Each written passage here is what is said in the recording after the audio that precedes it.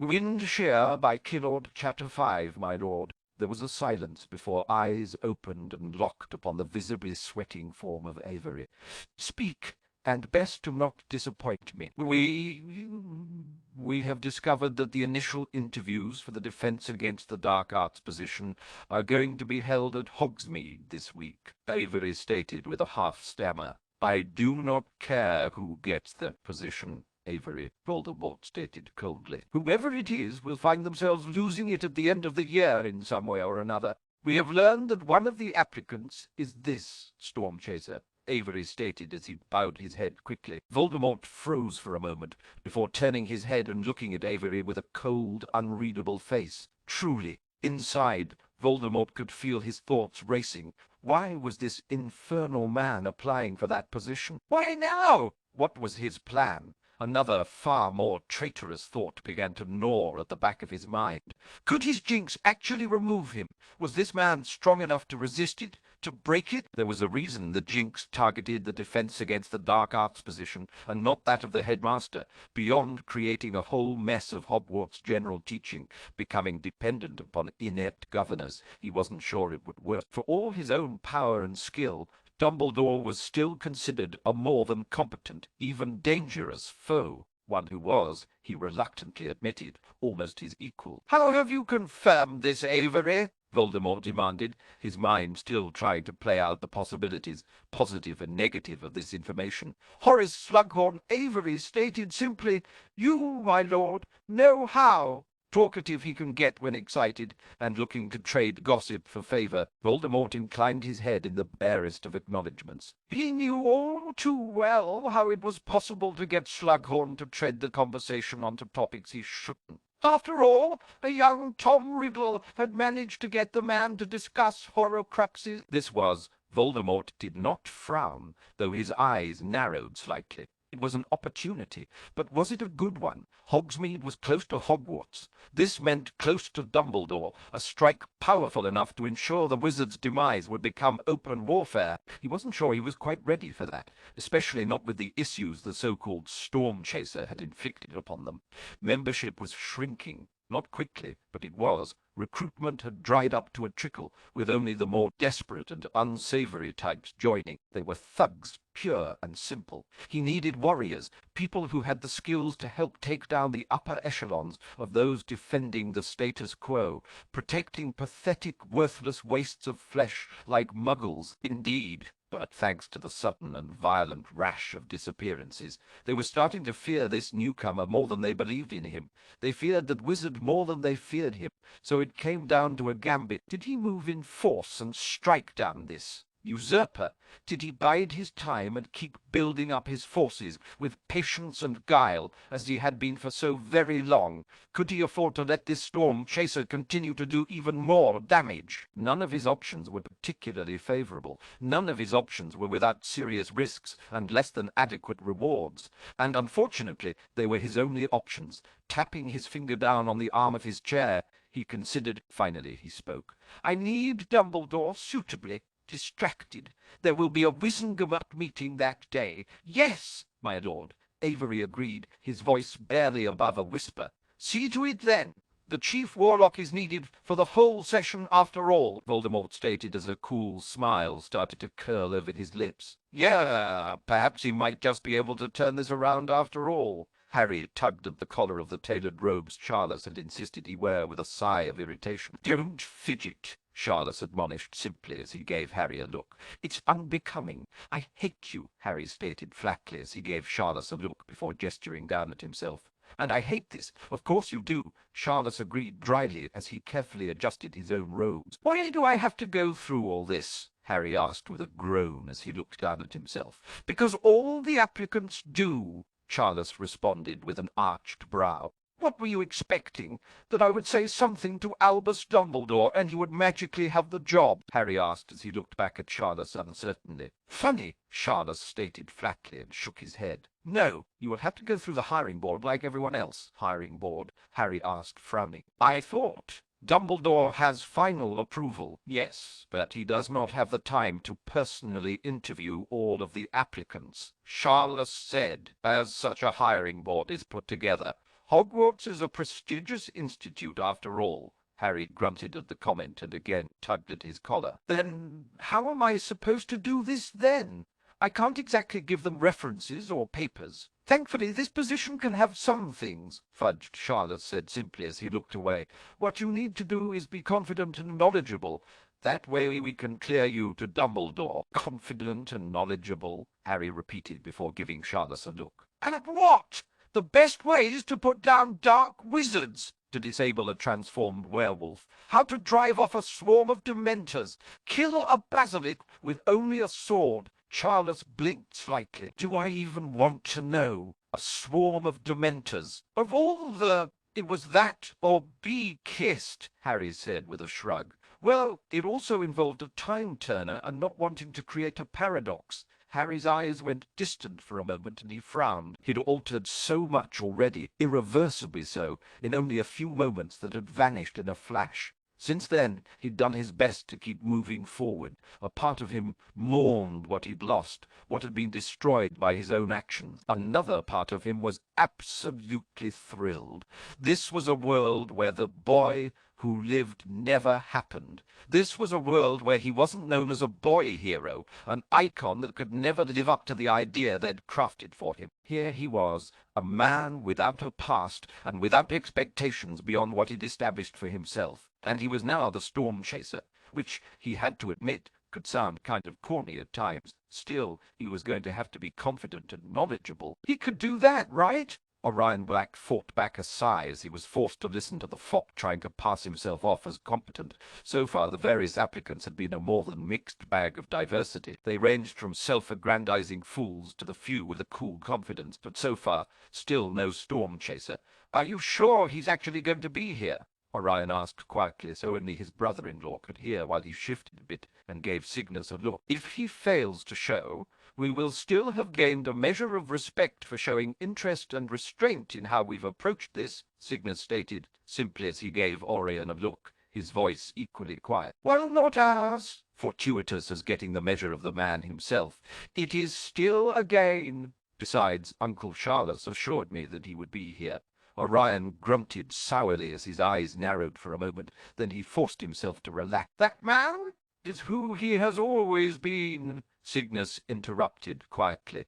Only this time he had something shocking enough that we actually had to listen. For a moment, Orion glared back at the man, who simply gave him a calm, pointed look in response. I do not like it. Neither do I, Cygnus admitted quietly with a nod of his head. However, the world does not cater to our wants and preferences. It presents us with a situation. How we respond to it and view it is up to us. I do not prefer to view it this way, Orion answered as he continued his glare. Then don't, Cygnus said, causing him to blink. I think he made a valid point. Did you not notice how we speak of lords? Who we shall follow, not who we shall side with, that is. Orion started to say before frowning as his lips pressed together. Exactly, Cygnus agreed. But is it what's best for the family? It is what we have always done, Orion stated flatly. It is tradition, it is pride, Cygnus argued as he leaned back in his seat. A bitter one that has carried itself long since past when it still serves us. Uncle Charles had a point. We need a new kind of pride. Is there something you gentlemen would like to discuss with the rest of us? The arch voice of Augusta Longbottom cut in as she gave the two men with a withering glare. A topic of family tradition that came up momentarily, Orion stated simply, giving the woman a steely look that refused to be intimidated. We apologize. We shall try to keep the topics relevant to the current task at hand. And the latest applicant wasn't even worth the parchment he submitted his application on, Edmund Bones stated dryly as he shook his head. So I hardly find their need to come up with a way to keep their minds focused surprising. Edmund! Augusta declared with a frown and a glare. What? If I had to keep listening to that fool much longer, I was worried his banal incompetence might just become contagious. Edmund responded with a shake of his head. Merlin knows how he even managed to dress himself for the interview. It is our place to render a reasonable list of potential professors to Albus Dumbledore, not to sit around gossiping like ill-mannered reprobates, Augusta stated with a frown. Now, the next applicant is Harry Potter. Strange. I thought I knew all the Potters. Immediately, both blacks stiffened and directed their attentions to the still-closed door, as Augusta read from the application. Let's see. Former Dark Wizard Hunter. References. Restricted. Augusta stated with a blink and a frown. Skilled in charms and transfiguration, and a variety of tactics for combating both dark wizards and dark creatures. Knowledgeable in various tactics of combating the dark arts without resorting to the dark arts. Ha! Yes, Charles recommended him. Edmund agreed as he noted the name on his own copy of the information. Something about his previous experiences being a necessary secret. Most improper, Augusta stated with a frown. How are we supposed to render appropriate judgment about the truthfulness of his skills? I imagine we ask him questions to see how he answers, one of the other members asked dryly. Still, that's a bit exciting. Restricted information. He could even be that wizard who dealt with Greyback. And why would someone like that apply for a position at Hogwarts? Cygnus asked, arching a brow. I find that to be, well, really, how many people that are capable of those things have a desire to teach? And defense against the dark arts of all things. You never know. Look at Albus Dumbledore, another member pointed out. Because there are so many like the great Lord Dumbledore, Orion stated with a slight bite to his voice before shaking his head. Shall we move on with the interview? Yes, Augusta stated succinctly. Send him in. A flick of a wand and a spell shot out.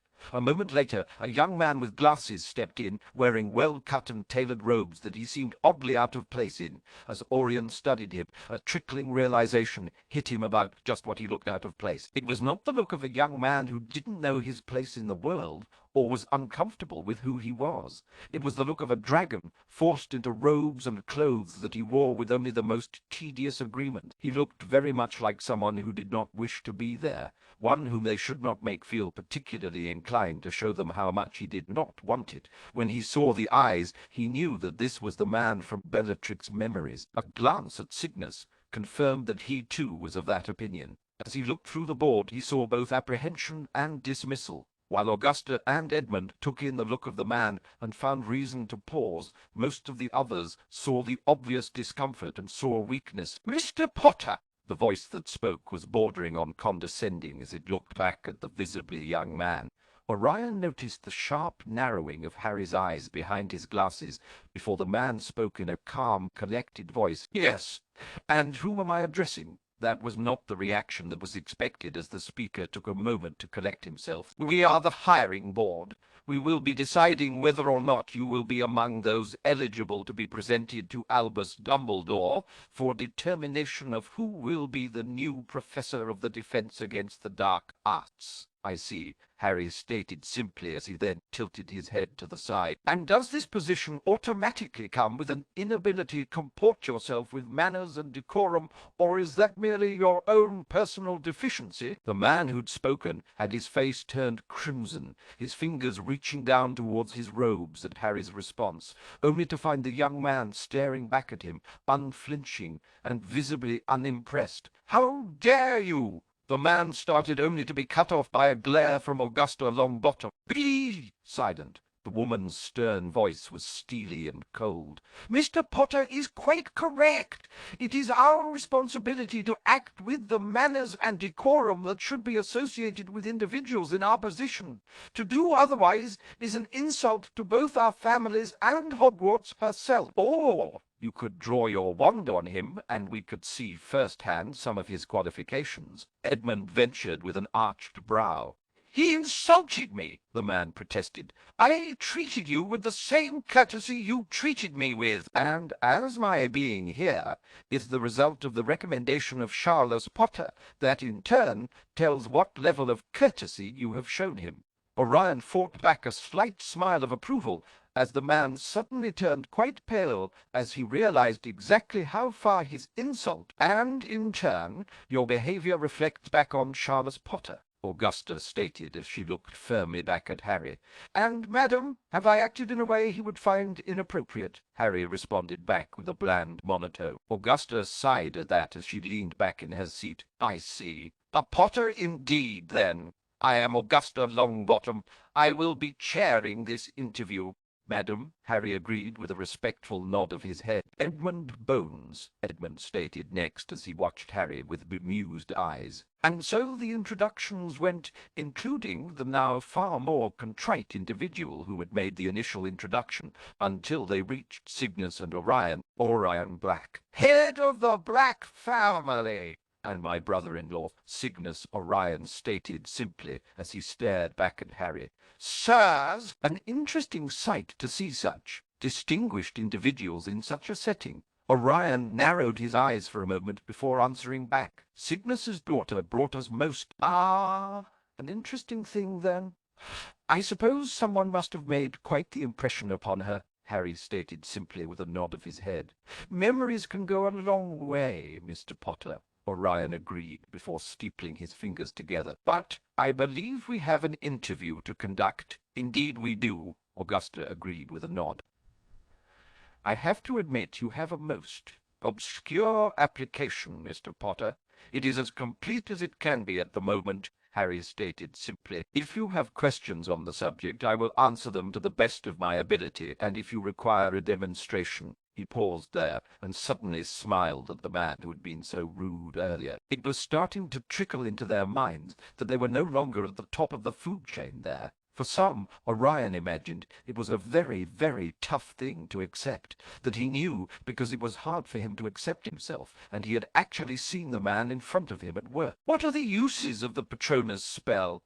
It was a simple enough question about one of the more obscure and less used spells that Orioles tended to learn for its messaging purposes. For some reason, it made a look of amusement cross Harry's face before he spoke. "Well, the classic answers are the repulsion of Dementors and Lethifolds.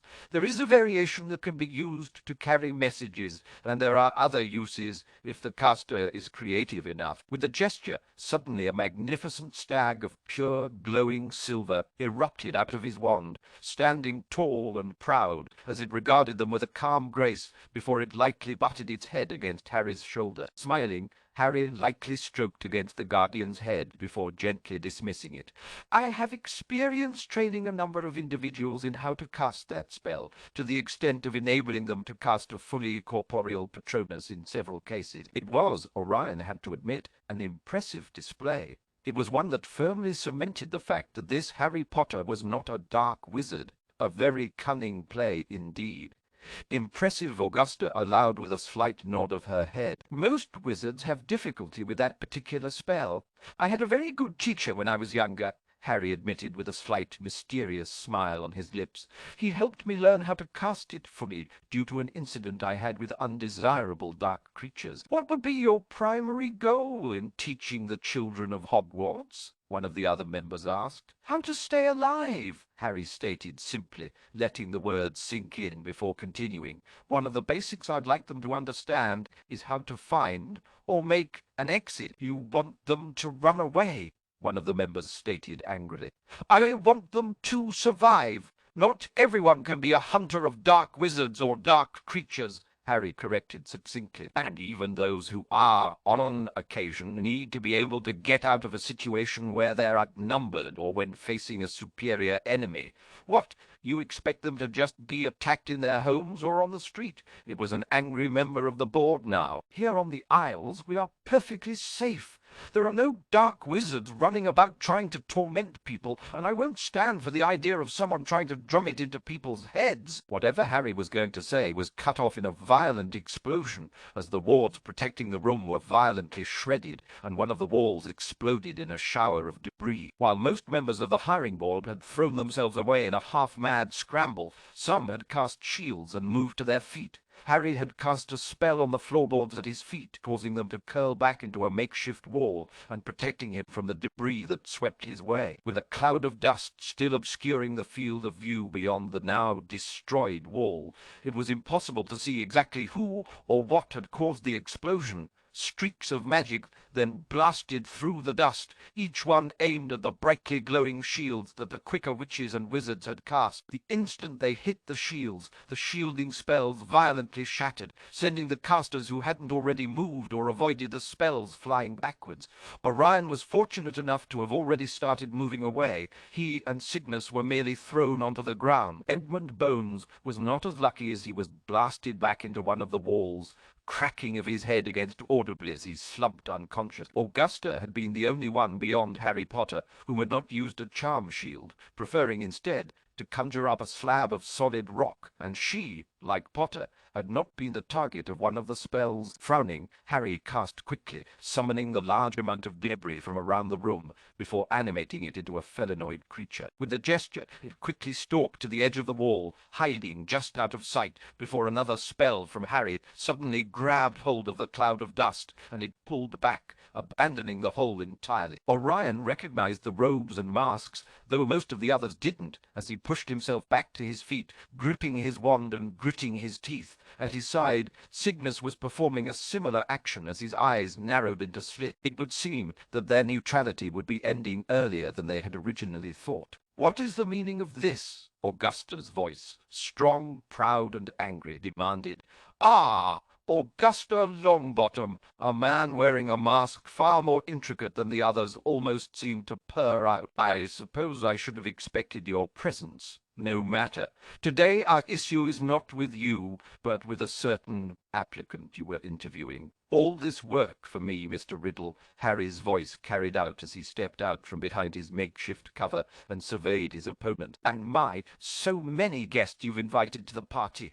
The man in the mask, now identified as the mysterious Tom Riddle, or Lord Voldemort as he preferred, stiffened at the name, and his eyes burned as he glared back at the young man in front of him. The infamous storm chaser. "I really was expecting something more. We all have to deal with our disappointments," Harry stated simply. "After all, think of all the disappointment poor Merope has to deal with." An inarticulate blast of magic was thrown Harry's way, only to be intercepted by another makeshift wall rising up.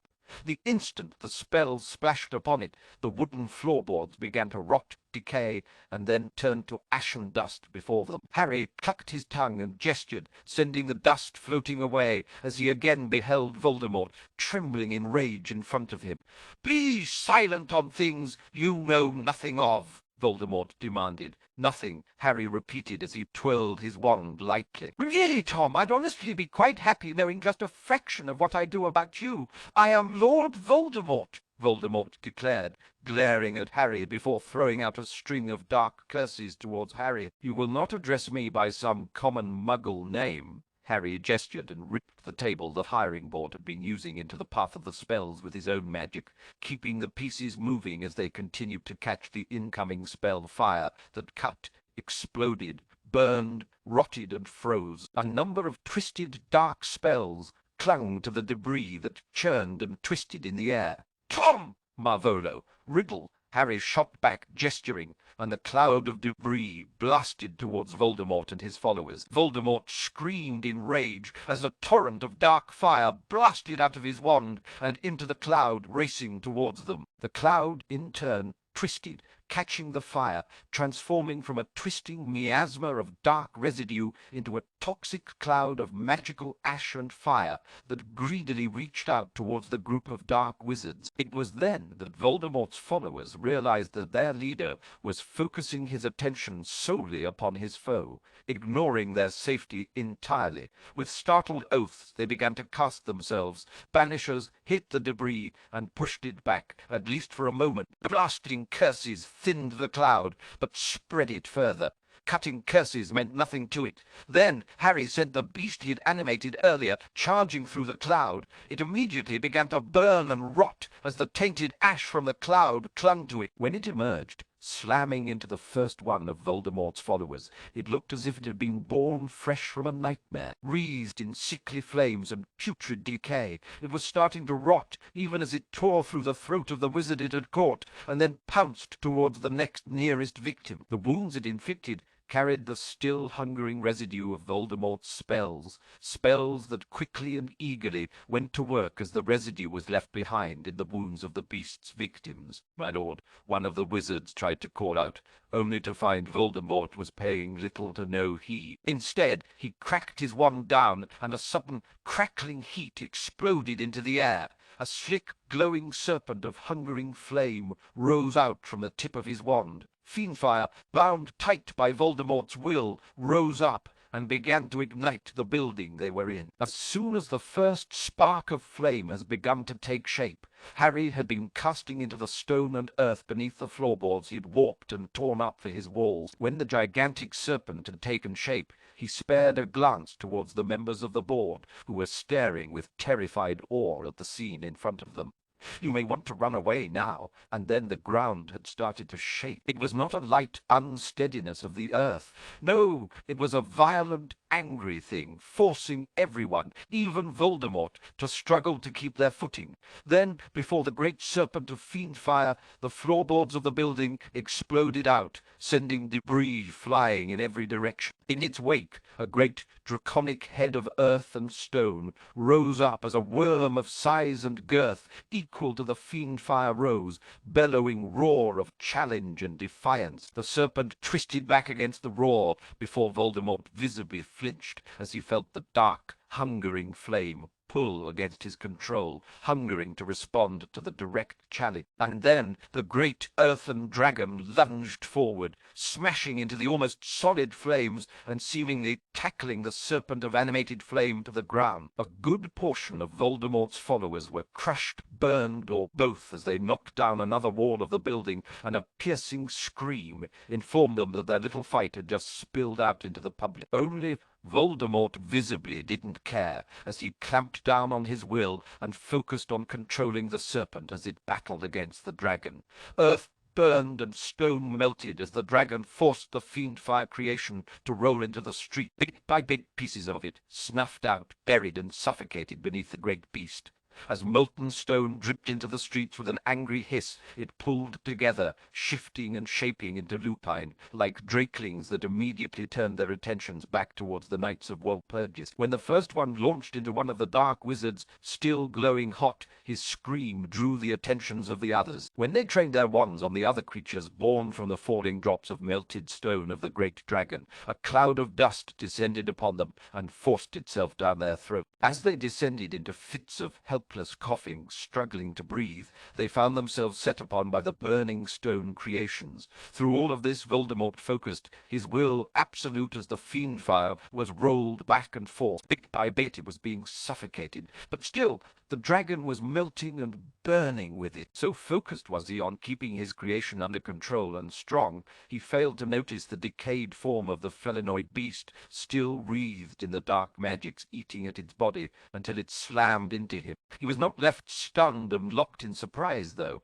A gesture with his wand, and the creature was banished back, flying into a wall where its weak, decayed frame finally broke into a falling mess of debris. Turning, he bared his teeth and glared back at Harry, who stood there in front of him with a cold, penetrating glare. "You think you've won, boy? You think you've won, boy? You think this mean anything?"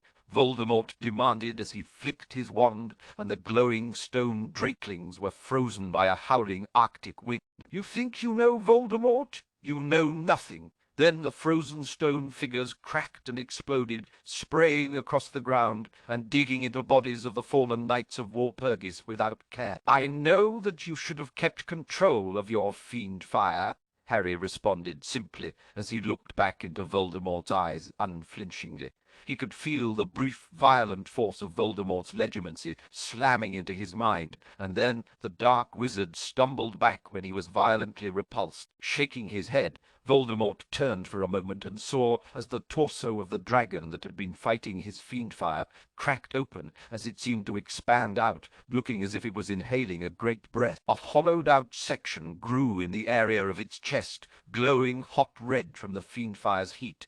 Then it clamped down on the diminished and now wild snake of fiendfire and forced it into that hollow. The glowing, burning, melted earth slammed shut, trapping the cursed fire inside of the dragon as it turned its attention fully onto Voldemort, its maw opening as the burning heat of the trapped fire could be seen down the hollow of its throat. The bulging chest then contracted, and suddenly the great dragon of animated stone and earth released the trapped fiend-fire inside of itself in a torrent of hungry flame that almost immediately made Voldemort's body vanish beneath the onslaught. Then the flames were followed by a stream of molten stone falling down upon where Voldemort had stood.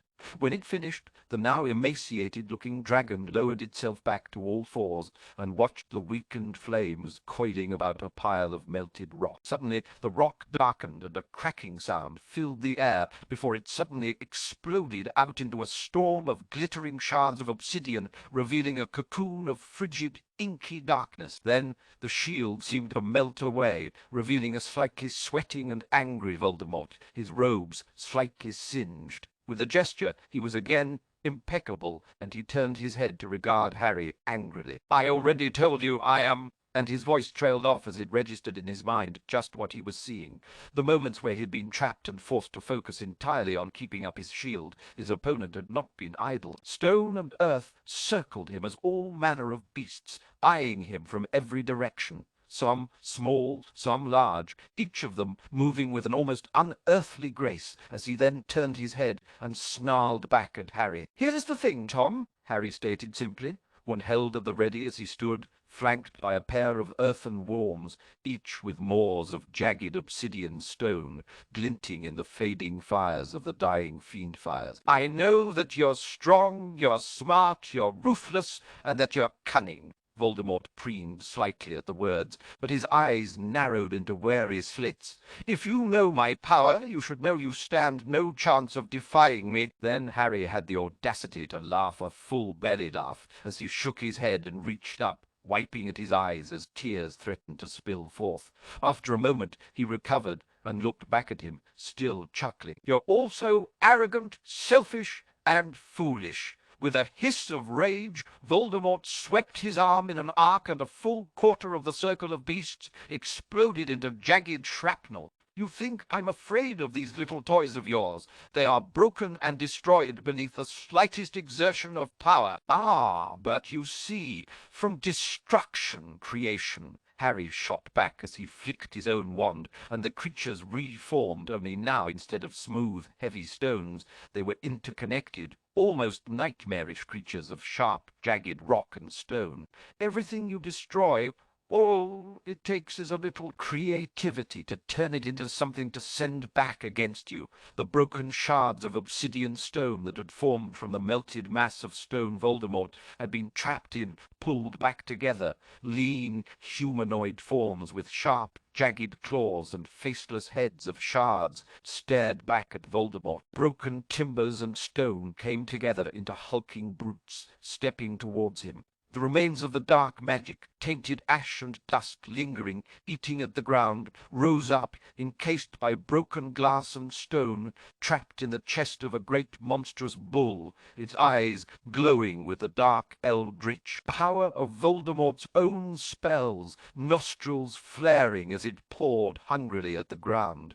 "Come on then, son of Meripede Gaunt! Come then, kinslayer, kin-betrayer!" Harry stated as he held his wand ready, his voice carrying as he stood firm and unyielding. "Bastard son of a muggle who tries to wipe away his past with blood, death, and misery." Voldemort's face went past anger, past rage, as the words hammered into him. Pure, violent hatred dripped in the air, made palpable by the twisting, coiling of his magic. "You dare? Come then, Voldemort, born Tom Riddle after the father you murdered, a deed you were too craven to claim credit for, so you laid the blame on your own uncle," Harry stated as, finally, the calm seemed to break, as anger started to burn in his eyes. "Come then, monster who would rule us all. Let us see just whose dreams will turn to ash." And he did. In a blur of motion, Voldemort showed that, despite Harry's words, he was far from weak, far from helpless. Dozens of spells were cast in a single breath, twisting dark forbidden magics born of the darkest art, the unforgivables, as Avada Kedavra lit up the air and invisible cruciators. Stone and earth exploded, rotted and decayed. It was a whirlwind of death that even the most experienced of wizards would have been hard-pressed to match. Harry rose to the occasion. Battle-honed instincts took over. Stones and boards blocked spells, seen and unseen. Cursed residue turned into roiling clouds of miasma that began to race towards Voldemort like serpents, as swift stone creations darted in a random, jagged line towards him. From every creation he destroyed, another was born from its remains, both men, sweating, glistening, pushing themselves as neither refused to give even an inch. Everything that came close to Voldemort was stopped, banished, or crushed by the last moment. All the spells that raced towards Harry found themselves deflected or simply dodged, and the remnants of their destruction fed into new creations sent back at Voldemort. No one could properly gauge the time, not the combatants, not their impromptu audience. Everything was a blur of unstopping, impossible battle, and then a stone spider with sharp, jagged legs dropped from the air above Voldemort, tearing at his face, with an unnatural screech as it dripped toxic dark magic residue directly onto Voldemort's eye as it tore into his flesh. With a scream of rage, he tore the creature from his face, only to be slammed in the chest by the hard stone head of the bull that breathed dark magic miasma. Enough of the force was absorbed by the magic in Voldemort's robes that he only fell back a few feet, driven to his knees instead of having his entire ribcage crushed. As he dropped to a knee, Voldemort snarled, and the bull suddenly fell, split into two equal portions straight down the center of its body. Harry snapped his wand towards Voldemort, and in an instant every one of the stone creatures rushed straight towards Voldemort. And then, in a flash of phoenix fire, Albus Dumbledore appeared. Directly in the space between the two combatants, the man commanded, anger burning in his eyes. "What is going on here?" Seizing upon the momentary pause in his opponent's assault, and realizing he was in a dangerous position, Voldemort hissed out, "This isn't over! Storm Chaser!" And in a sudden blast of dark magic, he rose into the air and vanished in a flying trail of black smoke. Harry growled, and his eyes turned, burning, onto Albus Dumbledore. "I had him! What the bloody hell do you think you were doing? Look around us, and you ask me why," Albus demanded as he looked back at Harry with a spark of anger in his eyes. "How many people were injured? How many were killed because of this duel?" Harry repeated, staring at Dumbledore before standing to his full height. "You're the one that needs to look around, then. This was never a duel. Everyone who died here died because Voldemort, Tom Riddle, decided that he would come and attack a bloody hiring board in the middle of this bloody village. This was their choice. Is it yours that our place is to lie down with bared throats for them to rip out when they come for us?" It was then that Orion Black made his presence known with a pointed cough. "You know, as much as I loathe to interrupt this, are you often in the habit of enabling the escape of dark wizards who attempt to murder a sizable number of upstanding wizards in broad daylight, Chief Warlock Dumbledore?" That drew Dumbledore up short, as he then turned his gaze towards Orion, about to speak, when Augusta Longbottom cut in. "For Merlin's sake, Dumbledore, what were you thinking? The boy had that mad man. Who knows what he'll do now?" It was. Dumbledore started to state before a series of cracks filled the air as red-robed aurors appeared, Alastor Moody at the head. "What in Merlin's name?" Alastor declared before looking around and catching sight of Harry, groaned. His shoulders slumped a bit. "You? Again? What happened this time?" "I was in the middle of a nice, quiet interview when we were attacked," Harry stated simply, gesturing towards Augusta and Orion. "I even have witnesses this time. Ones that aren't the cooling corpses?" Alastor asked with a grunt as he lightly kicked one of the bodies over to look at its face, taking in the half-melted mask. "Branched out a bit, this, I see. That was Voldemort, actually," Harry stated with a shrug. His eyes still angry as he turned his eyes towards Dumbledore, whom I almost bloody well had if a certain someone didn't decide he was going to bloody well bollocks it all up. Aren't these Voldemort's followers? Alastor demanded, before finally getting a look at the scene and sucking in a breath. Blood and ash! Boy! What the bloody hell happened here? What happened, Master Aurora, Orion Black stated with a frown, is that someone just made a public declaration of war, one that they then found that they were not as equipped with overwhelming force as they thought they were.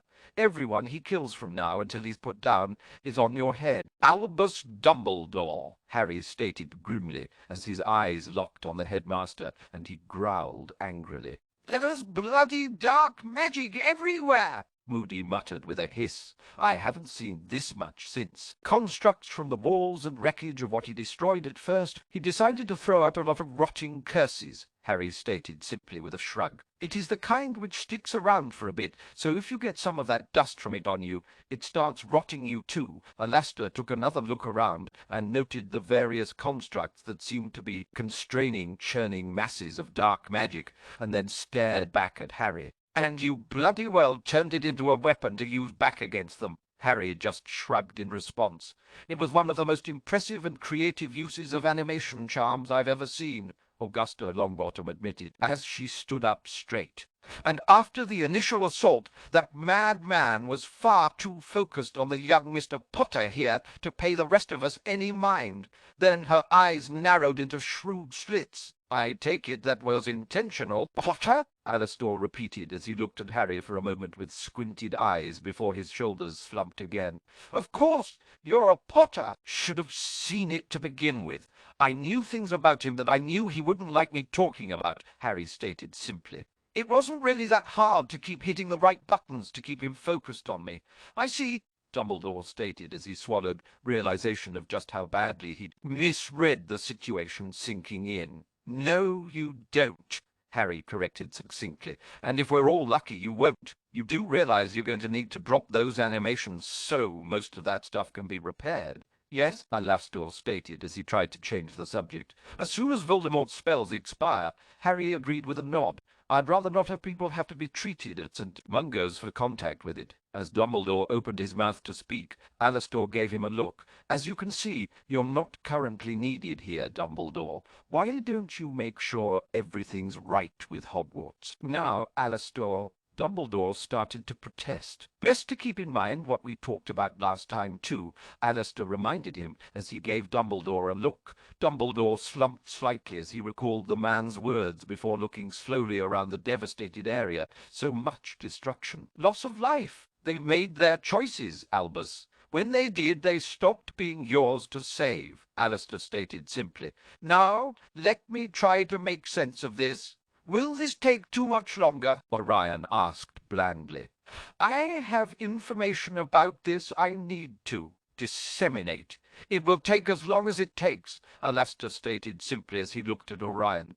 No more, no less. Of course, Master Aurora. Orion agreed, before sighing as he resigned himself to a rather lengthy, despite the disaster of the day, and despite the violation of House Black's neutrality, he had learned at least a portion of the measure of both the Storm Chaser and Voldemort. It seemed that Charles Potter might have a point after all.